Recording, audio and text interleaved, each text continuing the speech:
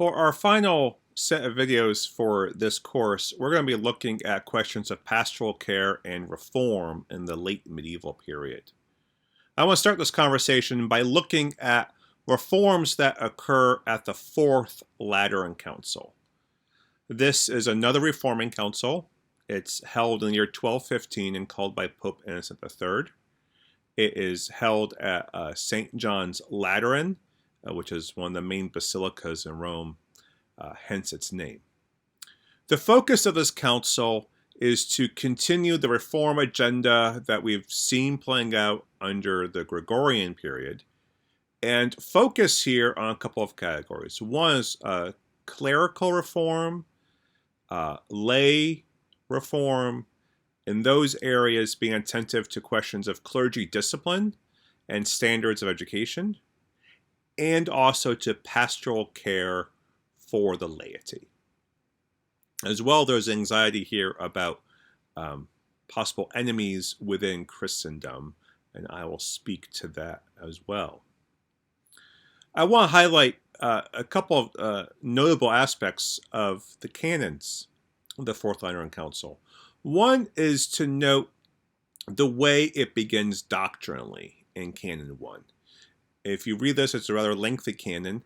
It begins with a summary of Trinitarian and Christological doctrine, which by now ought to be familiar to you. And then it goes on to speak of the Church as the primary mediator of the sacraments of Jesus Christ. That where is salvation to be found? By living out an active life within the Church. Further, there's an emphasis on the role of clergy in performing the sacrament of the Eucharist, that the sacrament of the Eucharist is a primary vehicle for conveying saving grace. And then you might notice something that perhaps at first seemed odd. It stated that all people can attain salvation, whether married or celibate. Now, this has never really been a question before in most of the texts we've been examining. So why emphasize this as a teaching and pastoral point in the opening canon? It's because there has emerged a heretical movement, a dualist movement in the south of France known as the Cathar heresy or the Albigensian heresy. Cathar in reference to the way in which they refer to themselves as the pure ones, from the Greek word for pure, or Albigensian, referring to the region of Albi, where this heretical movement was centered. And what the Albigensian movement is doing is setting up a parallel religious structure with their own sacraments, their own clergy, their own orders. One of the things they're teaching is that there are the pure ones within the Church, and then there are ones who are around it who might be able at some point to also access salvation. The pure ones, the Catharai, can access salvation more immediately, in part because they live celibate lives. And so this is creating a great deal of distress in the regions of France. And so the Fourth Lateran Council makes a very clear pastoral teaching, really building upon the Augustinian theological heritage, that all people in all forms of life, whether sexually active or not in the state of marriage, can access salvation. So what they're trying to do with emphasizing clear doctrine, the role of clergy, the presence of the Church for being the primary vehicle of grace, and the accessibility of grace and salvation to all people, this whole canon, in a way, is a response to the Cathar heresy. It's always important to know the kind of context that informs these documents. A second category to focus on is a reform of clergy. We see this in Canon 10, which shows an increased concern over the performance and moral state of clergy. Here, there's a focus on extending the office of preaching beyond that of bishops, Traditionally, bishops were the primary teachers and preachings for their diocese. Remember, a diocese in this period of time is usually centered around a urban area and then the extending countryside. In the Episcopal Church, we often associate dioceses with entire states. That is not at all the case in this time period. They were much smaller and local. Bishops are discovering that as cities are growing, that they cannot preach as much as they desire. And so they need preachers, other presbyters, priests, to preach for them in locations where bishops simply cannot get to as often. Also, bishops traditionally were the primary people to hear confession and give absolution to penitents.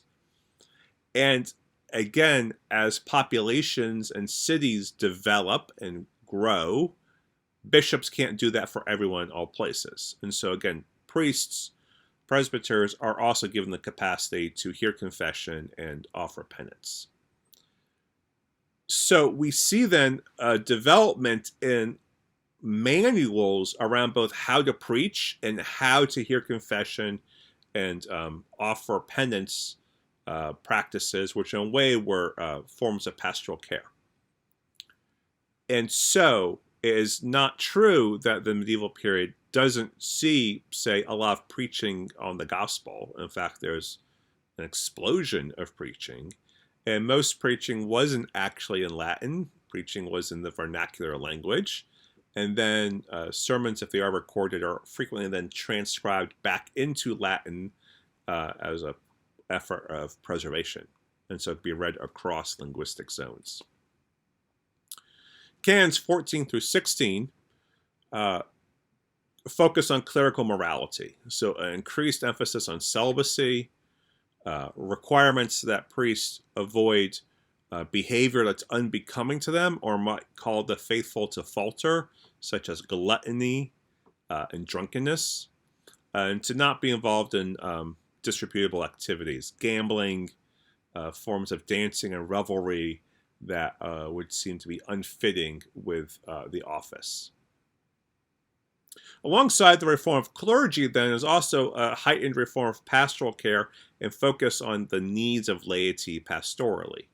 We see this in Canon 21, for instance, where it decrees that all adult Christians should annually confess their sins in private to a priest, that they must perform penance that's imposed as a remedy, and then receive the Eucharist afterwards. And ideally, this at least happens at Easter. If one doesn't engage in this, then one cannot have a Christian burial, and then that throws into question the state of one's soul. This whole nexus of requirements of annual confession, penance, and reception of Eucharist at Easter shows that the Church wants people to attend to their sins at least annually.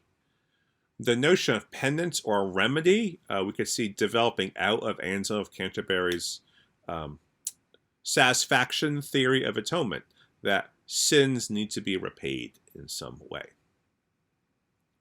Often the penance was a way of having the penitent internally process how they're making amends for the sins that they've committed.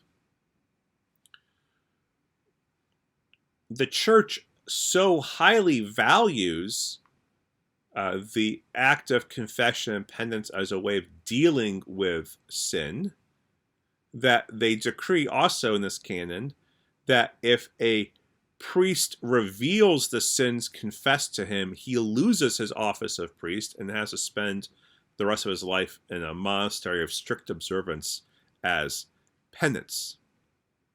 We can also note here the requirement of receiving Eucharist at least once a year is significant. Regular reception of the Eucharist was not the norm. That is a really very much a modern practice of regularly receiving the Eucharist for the laity.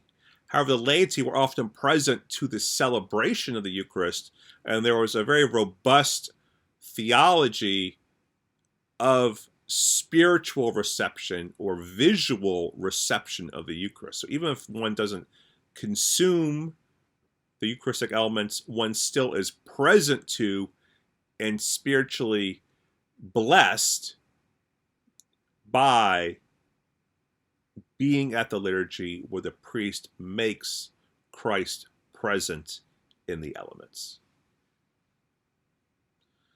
All of this, I think, shows that there is a heightened attention to the spiritual needs of the laity beginning in the early 13th century, and this attention really continues on an upward trajectory throughout the rest of the medieval period.